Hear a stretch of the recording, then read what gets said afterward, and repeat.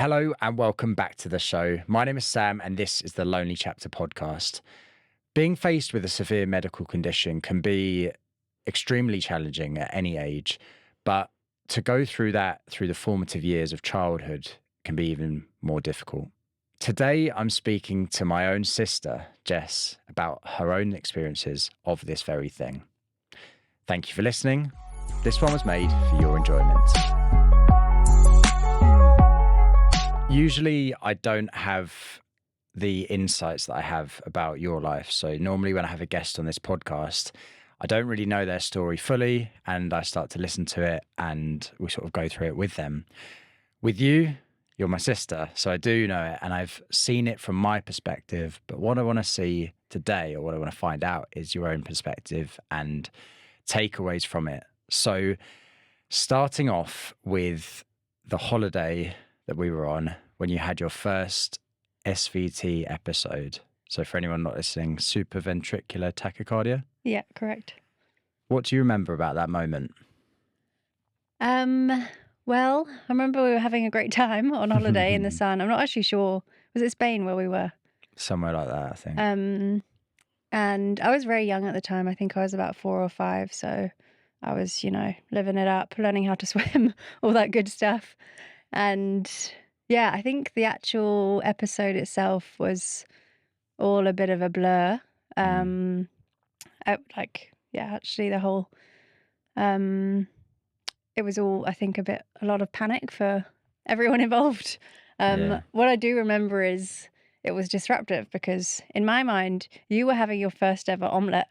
And I don't know if that was actually true.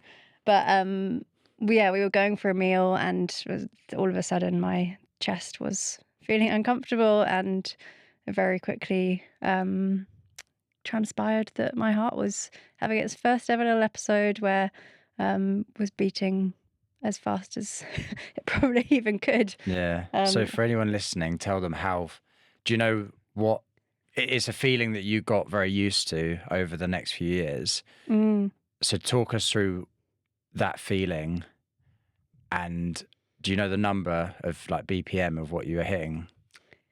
I think it was like 200 beats per minute. Yeah.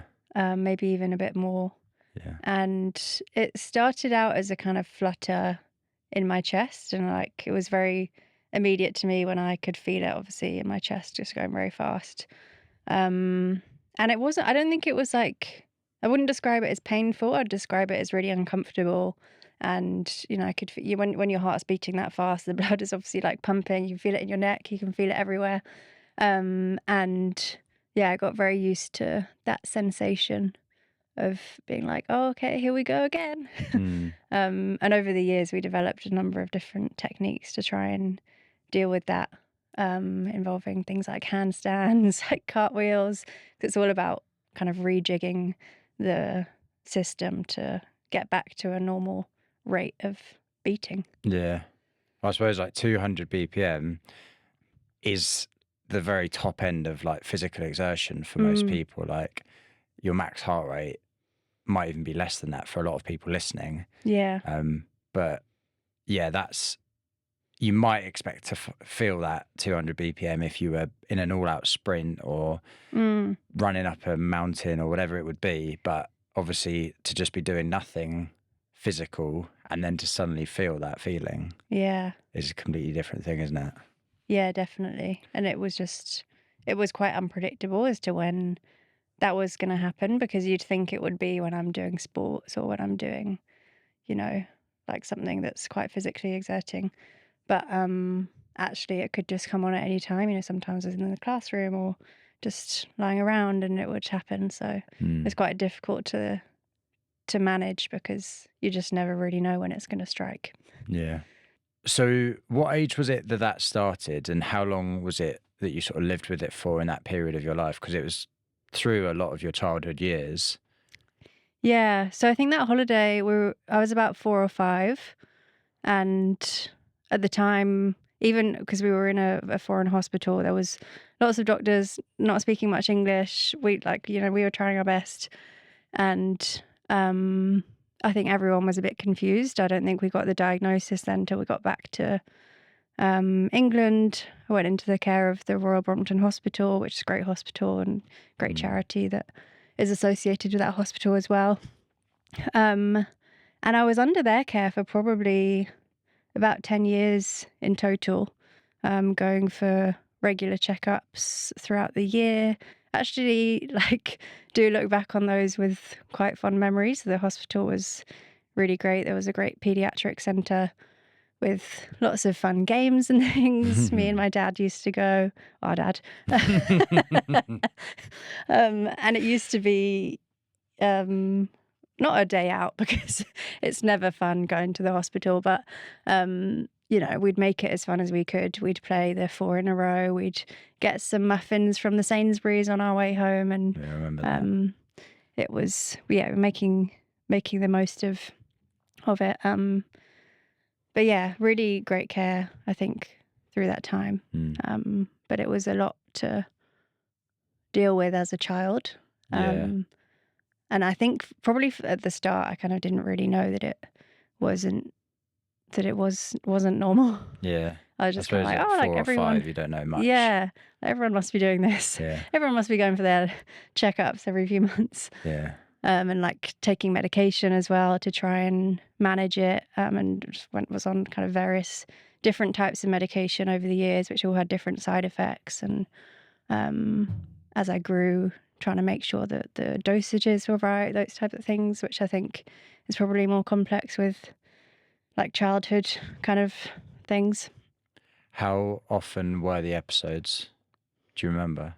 Or was it completely random? I think it was completely random. I'd probably say every few months or so, but then sometimes you'd go for months and months without one.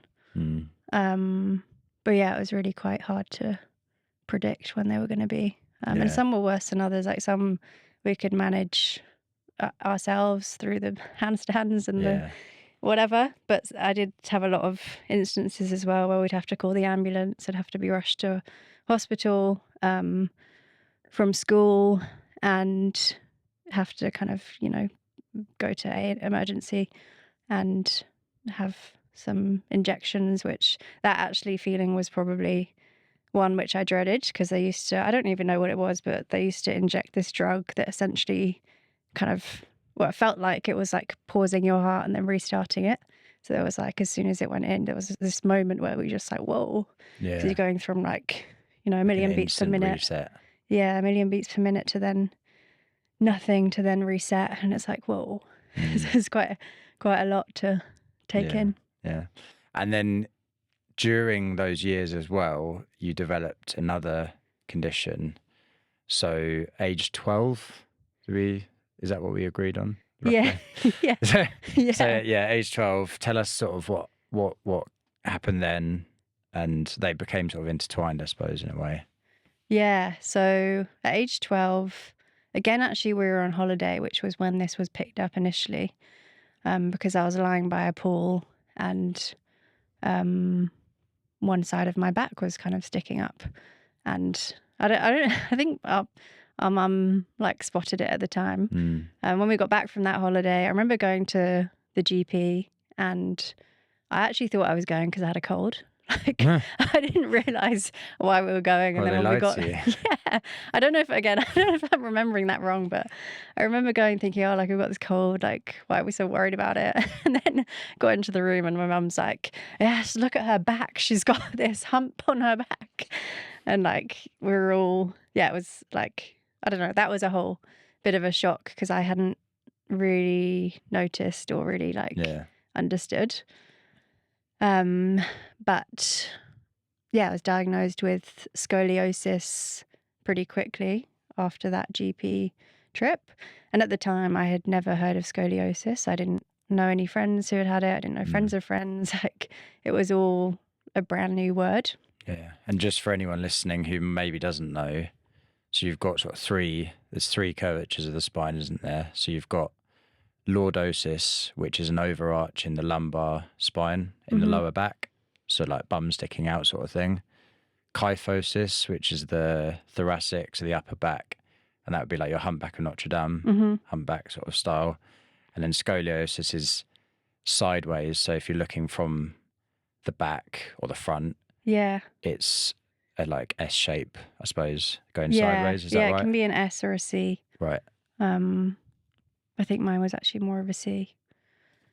But yeah, you sound like you know more about it than I do. That's only from the PT stuff. But yeah. Yeah, but and it's like they call it idiopathic scoliosis as well because there isn't a lot of research into it, so that it's not really clear what causes it. And at the time, I was like just starting to go through puberty, and that's usually the time at which like people see this starting to appear. And yeah, just as people are going through that growth spurt and just some kind of imbalance in the spine, as that's all happening. So yeah, it was a bit of a scary time, I think, because having had the heart condition for so long and then getting another diagnosis was like a lot to deal with at that age. Well, at that age as well, you're 12, you've just started high school, Yeah. which is a difficult time for anyone, regardless of if you've got an extra sort of thing going on as well. So through those years, it's probably one of the hardest years to do that.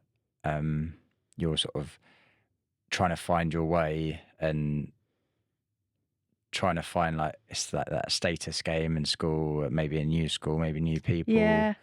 And maybe that's what has an impact. Were there any challenges that you came across in those years, sort of on the back of that?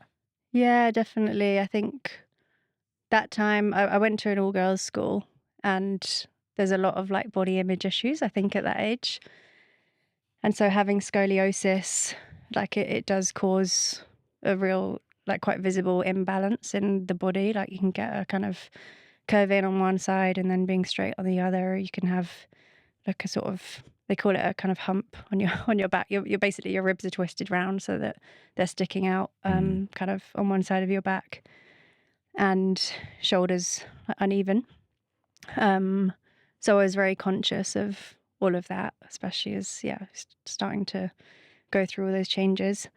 I also wore a back brace for 2 years to try and stop the curve getting worse, which was a whole other thing. Yeah, that was like a chunk of plastic, right? That you cranked in. Yeah, and I was wearing it for like 22 hours a day. You know, I was pretty much in it the whole time, other than, PE was my like freedom. But like it was very obvious, and I think, at school lots of people knew because you could kind of see it through my clothes that I was wearing this back brace. So when I was getting changed for PE, I had to take this extra layer off. It was also like really hot. Like I used to get so warm at school, and just, feeling like you're trapped inside this cage all day. Yeah, and it was just uncomfortable as well because you have to sort of do it up really tight so that it pulls you in different places and like tries to realign your spine. So it really, it kind of restricts a lot of movement and a lot of, I think like eating as well. I probably had some unhealthy relationships with food at that age because of all of these changes, and just, I think in general, I think at a girls' school, maybe those things are a bit more prominent. Yeah, teenage girls and stuff. So it was all a lot, I think, to have to deal with at that age. Yeah, for sure. Whilst also trying to think about the future and trying to make plans for, what university I was going to and all that type of stuff. So it was at age 15 where you had the operation on it, and obviously the SVT was still a thing until quite soon before that. So just talk us through how they sort of worked together, and you had to have one before the other, and yeah. So they couldn't take the risk of doing the spinal surgery while still having the heart condition, because if I were to have an episode whilst I was like on the operating table, it would have been really bad news for me. It would have, as you can imagine. So I had to have the heart operation before I had the spine one. And they'd tried, the heart doctors had tried to do the heart operation about 7 years before, maybe, when I was 8. But but they had to abort it because it was the kind of extra pathway that I had was too close to the actual one that I needed, and so it was deemed too risky.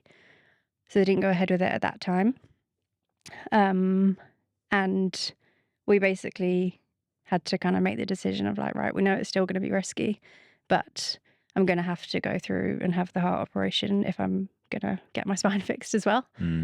So there was a risk of, in the heart operation, if it hadn't gone well, I probably would have been fitted with a pacemaker at that age.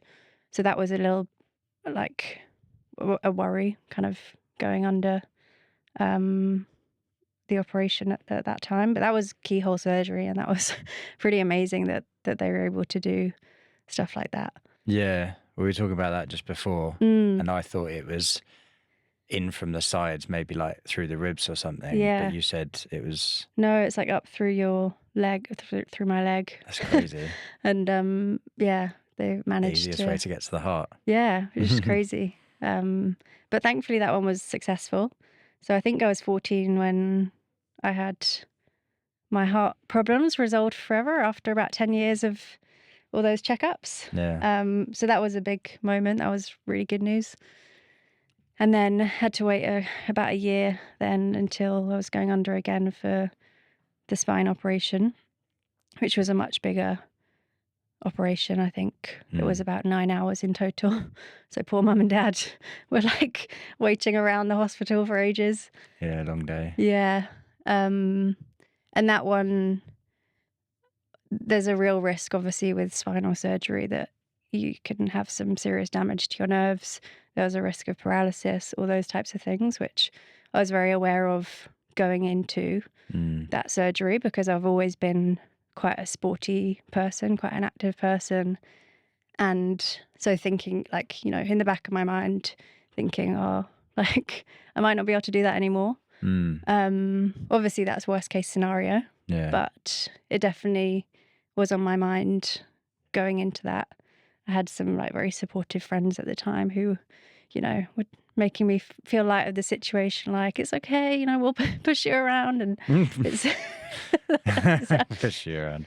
But because you're 15 at that age as well, so you've got a lot of life to live. So it is. Yeah, exactly. And it's you just don't know if life's going to completely change when you wake up. And it was a lot of like rehab to go through afterwards as well. Had a whole year where I wasn't allowed to do any sports, which was a real struggle for me.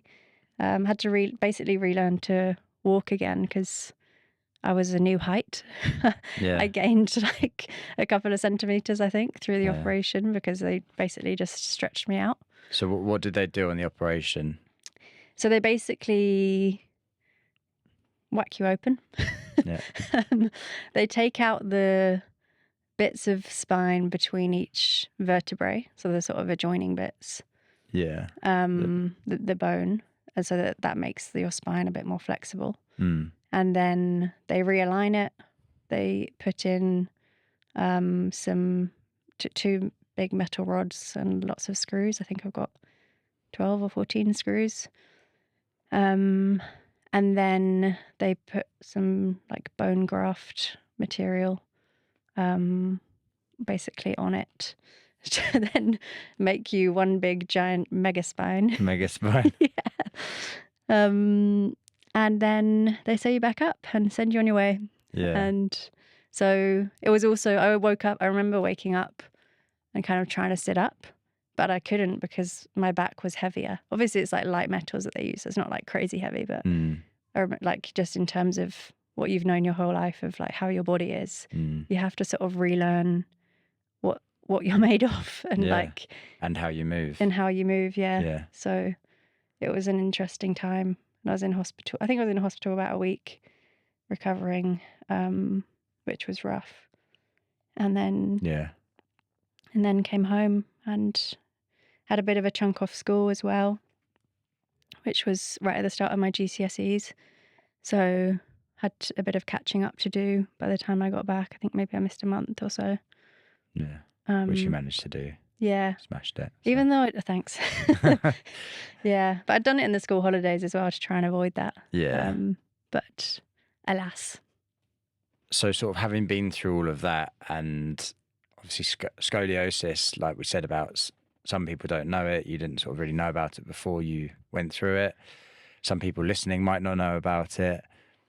For anyone that's maybe going through it and is listening and might have that sort of option to go for surgery or not, having been through that and now sort of 12, 13 years on, what would you give them any advice?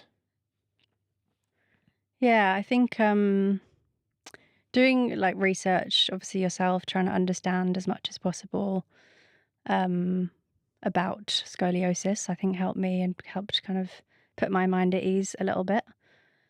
But I think the real power comes from seeing other people who have gone through the same thing and being able to relate. And I remember at the time, it was kind of, I think that was just before the sort of big Instagram craze, but there was a YouTube channel which I watched. I think it was called Scoliosis Girl Diaries. Right. And it was basically a girl similar age to me going through the exact same sequence of diagnosis, wearing a brace, having the surgery, all of those things. And she basically blogged her whole journey. And I used to watch those videos and kind of stay tuned with it all. And it was just really nice to kind of see someone else going through it. And like, obviously it's not nice to see someone going through it, but to feel a bit less alone in going through it, because I really didn't have anyone around me who knew what it was like. I think now there's, like with Instagram and with social media, there is a lot more opportunity for community and communities of people who have scoliosis. And there's a lot more, like I've certainly seen myself, like a lot more people talking about it. There's people who, there's pages that kind of like for people to connect. There's a really great page which I follow on Instagram of a girl, I think she's Emily, and she is a physiotherapist. Actually, she was a physiotherapist at the hospital where I had my scoliosis surgery, not at the same time. Yeah. She does it now. But she runs a Pilates for scoliosis and fused spines. Okay. I haven't actually been to a class, but like the community that she's created online is really nice, and it's just refreshing to like see people who are like me and see people's scars. Like I've got a big, massive scar on my back, which at one point in my life I was really self-conscious of, and was, conscious of the fact that when I go on a beach or when I've got a top that's a bit like lower at the back, I'm conscious that people are like, whoa, what's that? Yeah. So it's nice to see others who. Yeah, that's the power of like social media for good, I suppose, is the ability to see other people who have been through similar things and to build a community, and to ask them for advice in the same way like you're now talking about it. People who are listening might want to know more, and then they'll go and look up these things that you've mentioned, or try and reach out to you and ask for any, did you feel this? And you go, yeah, I did. And yeah, just relating to people on that level. And that goes obviously beyond scoliosis into any definitely physical ailments or mental health ailments, even like people who have been through the same stuff. As humans, we relate to them. Yeah. So the power of connection and shared experiences, and just feeling slightly less alone in what you've been through or what you're still going through. And with the scar now, you just mentioned about how you sort of felt originally. Has that changed? Do you look at it differently? Yeah, I think definitely. I'm like proud of my scar now. I kind of get it out whenever I can. Awesome. Which is nice. Yeah, I think I've learned to love it, and I've learned to see it as like a symbol of how strong I am and how much like resilience I have to kind of go through all that stuff at such a young age. Yeah, it's part of your story, isn't it? I think like it's like, it reminds me of like the kintsugi sort of philosophy of in Japan, which is on this necklace.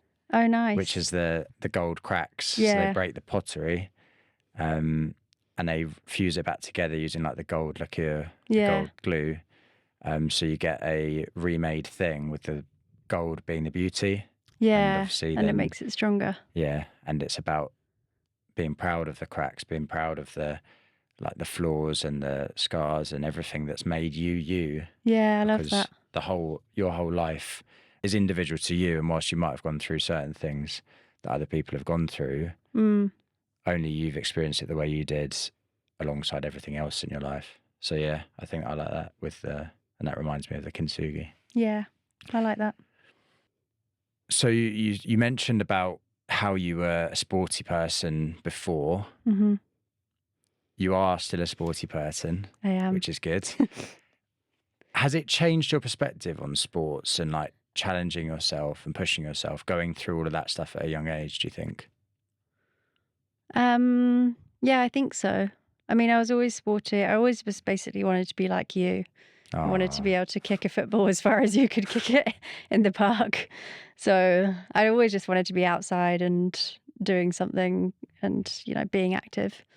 I think going through those periods where I wasn't able to do things like with my heart, I remember once we went on a school trip and like the first thing that everyone did when we got there, I was in the Lake District, was like jump into this cold lake. And like I remember not being able to do it because the teachers wouldn't allow me because they were too scared that my heart was gonna it was gonna trigger my Yeah. heart to go fast. Which I guess is like fair enough, but I remember being like absolutely distraught, like I just want to jump in this lake. And they just let me paddle. And so yeah, things like that where I was like been kind of held back from doing things. The year after the scoliosis surgery where I wasn't allowed to kind of do any sport for a year, was challenging. I think I always used sport and exercise as a way to like look after my mental health and just have some me time. Like I'm a big runner, and that's my time for myself. And not having that, I think, was difficult. But I think it's also given me a perspective of like how lucky I am to be able to move my body. Like particularly at the Royal Brompton, there's a lot of children at that hospital who were much sicker than I was, and would be in hospital for much longer periods than I was. And I think about them often when I'm, can I be bothered to go for a run? Well, actually, there's lots of people in the world who would love to have the opportunity to be able to go for a run. And I'm so lucky that I'm able to do that. Yeah. And it's given me a different perspective of that. What is it you enjoy so much about sports? Because you play like a multitude of sports: football, tennis, running is obviously a big one. You do like Pilates, bit of gym work. Yeah. What is it you enjoy? I think like I mentioned there, I like when I'm running, it's like the solitude and the me time, and it's just a chance to be with my own thoughts, and overthink everything that's happened. No, think about everything that's happened To and clear reflect. your mind running, not overthink. No, I'm reflecting on where I'm at, what's going on, all that type of stuff. But I also played a lot of team sports growing up. So I played a lot of hockey, a lot of football, and I loved being part of a team. I still love being part of a team. I love the like shared sense of achievement, the shared failures, like winning and losing together, I think is really special. And I think those relationships taught me a lot of skills, which I've then been able to transfer and like take with me into life, into work, being able to, communicate, share with other people. I've also met some like really amazing people through team sports. Football team I was part of a few years ago. There's just some really special people in my life who we wouldn't have crossed paths otherwise unless it was for a sport like that and a kind of grassroots football where people were coming together. So that's really special as well. Again, like that power of community and that power of meeting people and how different people can alter your outlook on life. Yeah, absolutely. And sort of taking what we've just spoken about and looking back again, I asked about like scoliosis specifically, but to sort of any young person going through any sort of challenges, maybe it is a medical condition, maybe it's something else. Obviously, you spoke about resilience before, and like how that's a big part of now what you see is what you had. You had a lot of resilience, and you did your research, you understood stuff. It might be difficult for them to sort of feel like they're resilient in the moment, but could you give them any advice on how to build that resilience, or anyone going through those sort of challenges at that young age, in those formative years? Yeah, I think it's hard because obviously everyone has different scales of challenges, and I don't want to be giving advice to people before they've checked things with their medical practitioners. Yeah. But I think, there was a time where I didn't know if I was going to be able to like walk again, and now I'm running marathons, and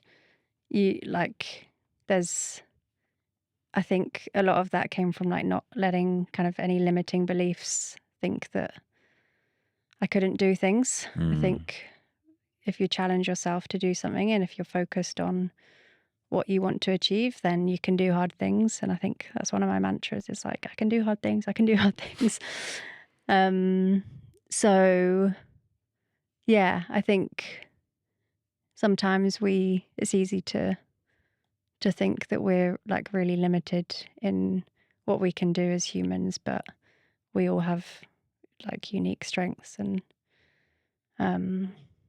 challenging yourself to like face some fears sometimes is a good thing, because the best change happens when you're slightly uncomfortable.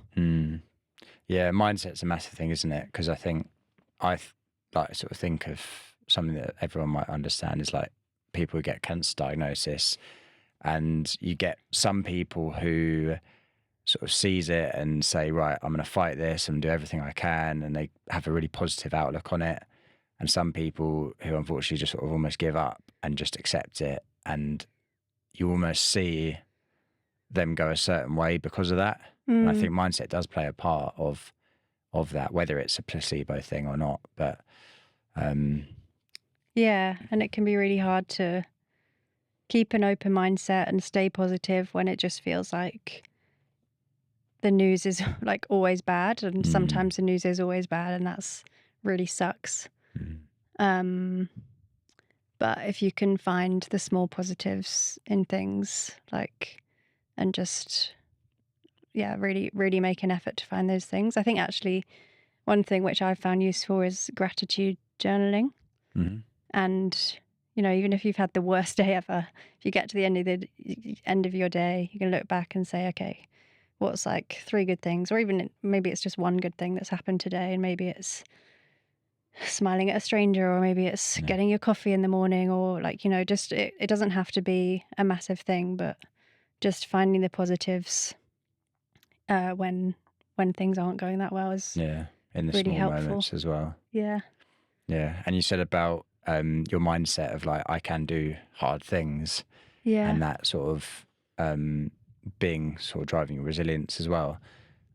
And I suppose the thing with that is rather than just saying I can do it and like sort of looking in the mirror and saying, yeah, you are strong, but you've also gone out and like built that evidence. And I think that's a big part of it as well, isn't it? You've done hard things, you've done marathons, you've pushed your body, you've done the mountain half marathon thing last year. Trail, And now like when you get to a point in the future where you might suddenly sort of doubt yourself and say, can I do this thing? Not only can you say in your mind, I can do hard things, but you can also look back at all the hard things you've done. Yeah. And you've got a long stack of evidence, like actual evidence that's undeniable. Yeah, that's true. Once you've done, if you can achieve those things, and that then fuels you to be like, okay, well, what can't I do? Yeah. I can just, keep building on it. So obviously that all sort of happened, and then you were operated on at 15. So you spoke about then looking at like what you did at university and going forward in life. You went on to study biology I did. at the big Durham. Yeah. Durham Yeah. University. Shout out. But yeah, so you're at Durham doing biology. Do you think your experiences through childhood led you into that? Did that play any part in that?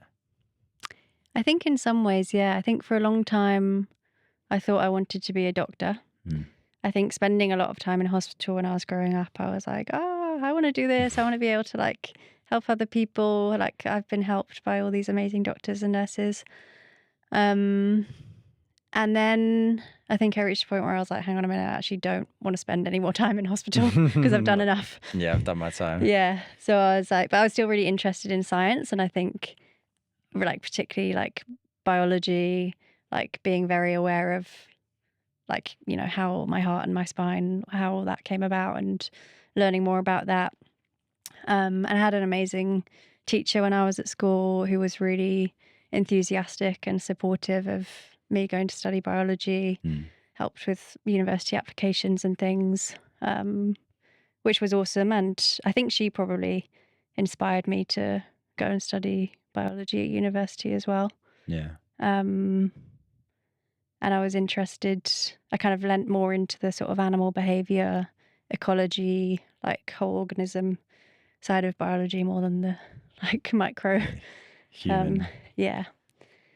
So yeah, and I really enjoyed it. I think that like switching to do a subject that I really enjoyed was really important for me, and it like meant that studying was like fun. Yeah. Because I was enjoying what I was learning, and it was always like cool and fascinating, and I was a bit of a nerd probably, but you probably know that more than others. Well, yeah, you're very clever. You're very like educationally gifted. Wow. And you worked hard, I suppose, which maybe I didn't. Thanks. Hard enough. But yeah, that's a massive part of it as well, is doing something that you enjoy. Yeah. And like, again, that goes out into beyond education, just in life. People work through their entire life in jobs that they don't like. Yeah. And they sort of work 9 to 5 in an office they don't like with people they don't really like or would want to hang out with outside of work, just so they can get to the weekend, blow off some steam, and then 2 days later they're back there. It's like you've got to do something you have some passion for and some enjoyment for, I think, in life. Yeah, agreed. Which then leads us on to sort of where you are now and where you have been working over the last few years, which is in the sort of renewable energy sector. Yeah. So sort of what led you into that? What inspired you to sort of try and get into that area of work? So I think, as I said, at university, I was leaning more in the environmental biology, ecology side of things. And a lot of that study focused on the impacts of climate change on like animal behavior and, you know, migration behavior, you know, those types of things, which I always found really interesting. And then after university, I was looking for jobs, starting to see what was about, and I actually stumbled on the first company I worked for, which was a renewable energy company, and initially joined on a 3-month temporary contract, answering the phones, and but that like the mission of that company really aligned to kind of what I'd learned about climate change and what I'd learned about how we can make the world a better place. And so I like really enjoyed those 3 months, ended up staying on and being there for about 4 years or so. And yeah, so I kind of fell into it, but it was also something that was really aligned to my values and my like sense of purpose in terms of like trying to make the world a better place. Yeah. And yeah, have kind of been in the renewables type space since. Yeah. Yeah. Well, there's definitely a link, isn't there, between like what you said there about learning about animals and their behaviors and Mm, how the climate changing can affect that. yeah, it's Um, shocking. and then working to sort of fix that in some regard, I suppose, Yeah, or to try and minimize it, I suppose. yeah, in some way. And I think it's important for me to do work which is aligned to my values and what I think is important and like the mark I want to leave on the world. Mm. How does it feel to be part of that sector that's obviously a massively talked about and sometimes debated about subject, but to be part of the teams that are pushing to make that change happen? Yeah, it's definitely sometimes feels like a lot of pressure Mm. to be in that space, but it's also like really exciting. Yeah. I work now more in the tech side of things, and we're helping like big utilities around the world transform their businesses and like in a way that allows them to unlock a kind of greener future, Mm. which is really exciting because a lot of these companies kind of have past history in like oil and gas and coal and things. So working with these companies, although it's like, you know, some of them can sometimes feel a little bit controversial, but knowing that what we're doing is helping them achieve a greener future is really exciting. And again, it like feels like it's in line with my values and Yeah, mission that's and good. stuff. And it's all, it like gets me excited, and I feel excited to go to work in the morning and be Good. working on that stuff. I love working with the businesses, but I also love working with the people who like share that same sense of purpose Mm. and excitement about the fact that we can try and fight climate change. Yeah. And it's probably, well, maybe it is, maybe it's not. Maybe it's easier to go to work in the morning when you're in Australia in the sun. Yeah. So you moved to Australia in 2023. Yeah. So about 2 years ago. So I appreciate you flying into London, especially for Yeah, just for today's this. episode. That's really nice of you. But how was it moving out to Australia? So obviously you grew up here. You travelled a bit before you went, so you'd been there once. Talk me sort of through your travelling and then that decision to go there. Yeah, so I think I've always been interested in that part of the world. I think our family kind of always knew that maybe I'd be going off in that direction. I actually also, through my biology studies, I did a whole study on invasive species in Australia as part of my kind of final project. So I was always interested in like, it's a bit nerdy, but the like biodiversity and kind of different landscapes in that part of the world. Mm. And so I did my big trip, went to New Zealand for, I think New Zealand for 3.5 weeks, and then a week in Australia to kind of, obviously to go and visit, but also I think it was a bit of a Scouting test. mission. Yeah. And I remember landing in Melbourne the first time and it was pouring down with rain. And I came out the airport and I was just like, oh my God, I love it here.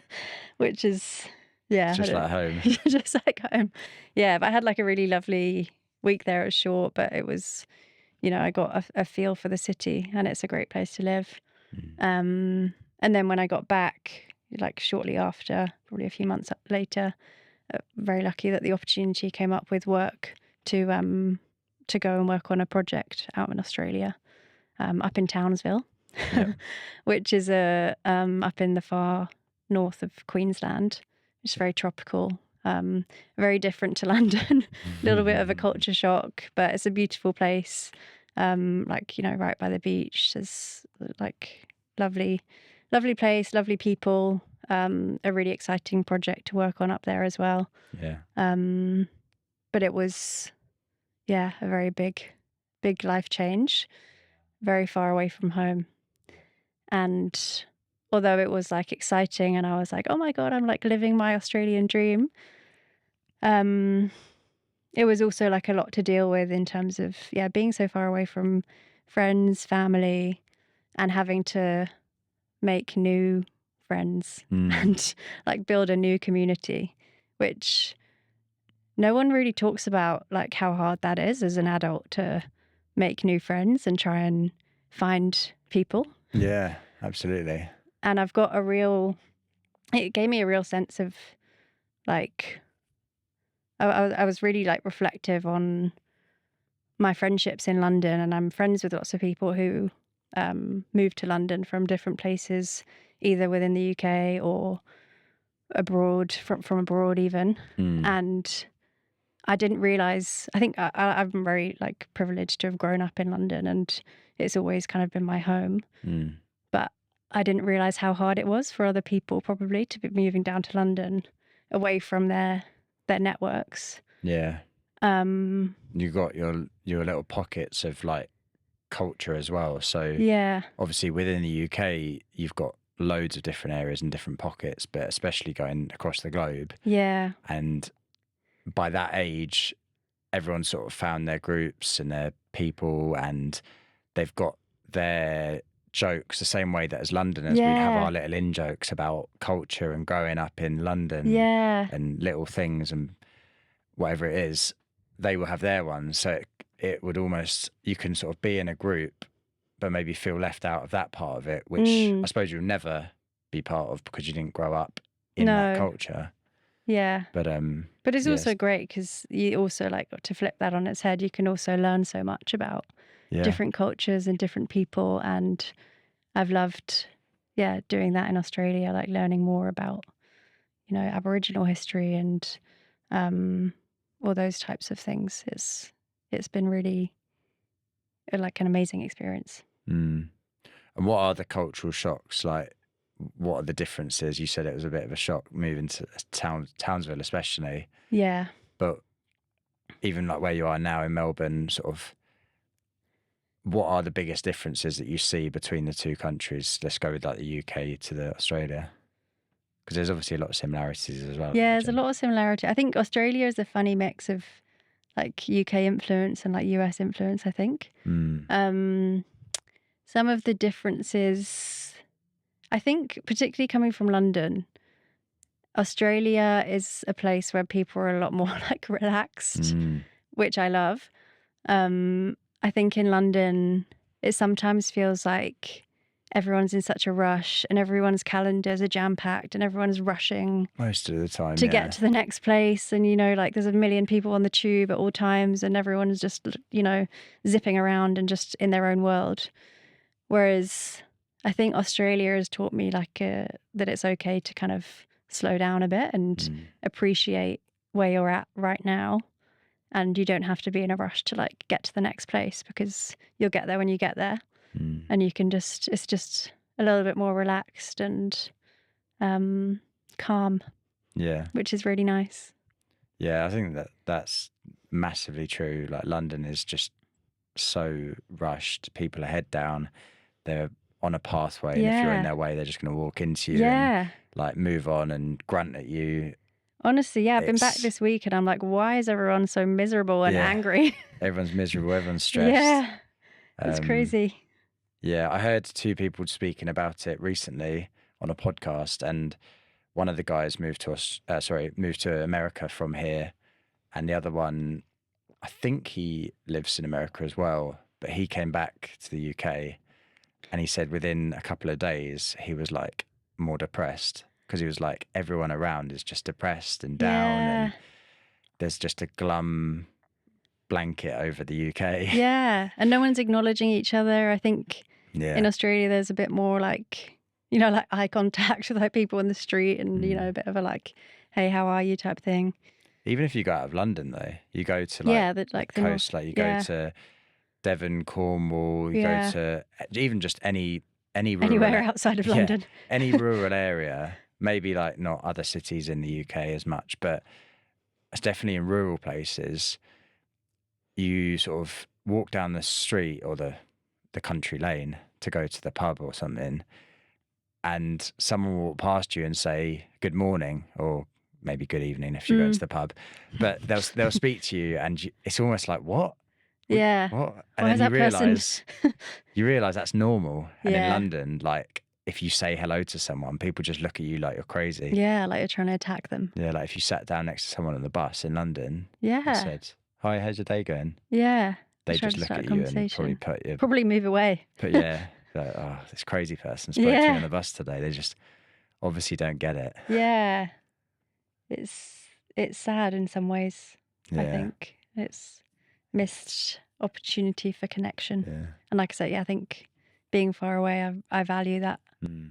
quite a lot. Are people out there on their phones as much, like, to get out of being social? Like, obviously here when you're on the tube, if you look across at the row in front of you, everyone's just on their phone or like maybe on a Kindle or something.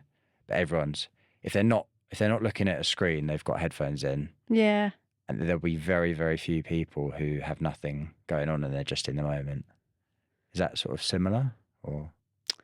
I think there are definitely pockets of that probably everywhere. Yeah. I think where you are in like developed countries where everyone's basically got a phone and everyone's lives are on the screen. But yeah, I don't know. I don't know if this is related to the question, but like Australia is so big that there's like lots to see. So I would hope that like people are looking up from their phone to take it all in. I certainly am. Yeah. Like whenever I'm on a train journey or on a tram or something, looking out the window and trying to absorb it all. Yeah. I try not to look at my phone when I'm on the train. Yeah. And I make a really like one of my rules that I try and stick to, and I normally do, is like never look at my phone whilst I'm walking. Because it's pretty dangerous in this city. In London, you just get taken out your hand. It's either going to get snatched out your hand, or you're going to walk into a car. Yeah, or the true, car's going to drive into you whilst you cross. Because honestly, it's mad. But also, just be present and like look up. And I think I saw this like little video where it was like, these two people walking past each other, and they were just looking on their phones, and then they sort of replayed it, and they were both looking up, and maybe one of them complimented the other one, and it ended up becoming a relationship or something. Wow, Like, you could took a turn. yeah, not like not within like seconds, but like it sort of skipped through, and it was like, it's so true. Like, we say it's hard to meet people, we don't try and speak to anyone unless you go to a very specific area to speak to people. That's true. But you could just speak to someone on the bus. Like, if you see someone with a cool bit of like clothing or a cool hair color, like Chloe, who you know, when she was on here, she was I love that story about speaking to that girl and just saying, "I love your hair," and she was like devastated. She had the worst day, and it just changed her day. Yeah. And it's like, if we just did that a bit more, you just don't know. Like, you might meet your new best friend or your new partner or a new job opportunity. Yeah, exactly. I think we can miss things if we're just glued to our phone the whole time. Yeah. I think I, like similar to you, like to put the phone away when I can. We get enough screen time in other aspects of, work and all that stuff. So it's nice to be present with like just a walk down the street and being able to take it all in.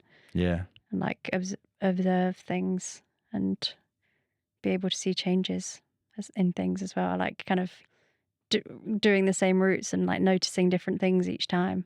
Yeah. It's quite nice. Yeah. Well, we've gone off on a slight tangent from Australia, UK into like phones and technology and social media and just being a human. Yeah. But I like it. So awesome. I think it's a good place to leave it. So one of the things I like to do at the end of an episode is I like to leave a question for the listener, or I like to get you to leave a question for the listener. So like when I listen to podcasts, I like to go away and have a conversation about what I've listened to. Maybe there's a key point that I like and I can discuss it with someone. So if you could leave a question for someone to go away and have maybe start a conversation with, what would that question be? Ooh.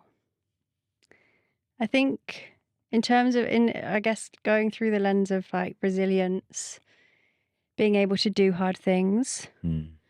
And I'd also just like to quickly mention a small plug for the Brompton Fountain charity. And I think that they're a amazing charity who work for at the Royal Brompton Hospital, supporting patients and their families of, children going through heart and lung treatment at that hospital.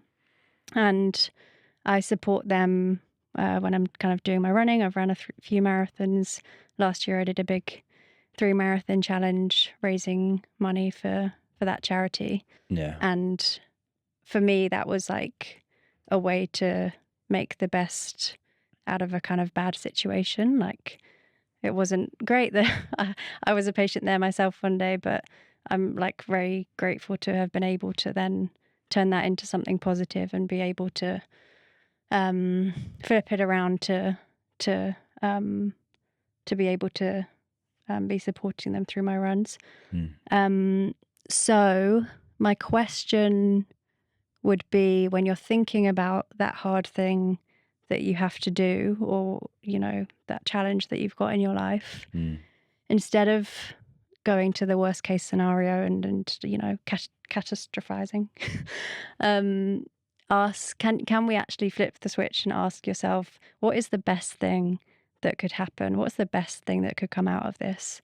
And trying to, like we spoke about earlier, keep that kind of optimism and positivity and find that best thing that could come out of it. Great question. Keep positive, everyone. Stay positive. Thank you so much for coming on. And like I said, thank you for flying in from Australia. Thanks, Sam. Especially for this. You're welcome. Yeah, big ratings. If anyone wants to follow sort of yourself or any of the stuff that you've mentioned, like the scoliosis and the Royal Brompton stuff, where can they find those?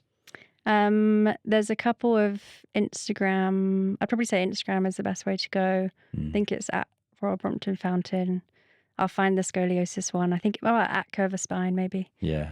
I can link it all below. So. And yeah, if anyone else is going through like scoliosis diagnosis, that type of thing, do reach out. I'd rather reach out than feeling like you're alone. Yeah. Awesome. To the listener, thank you for listening to this episode.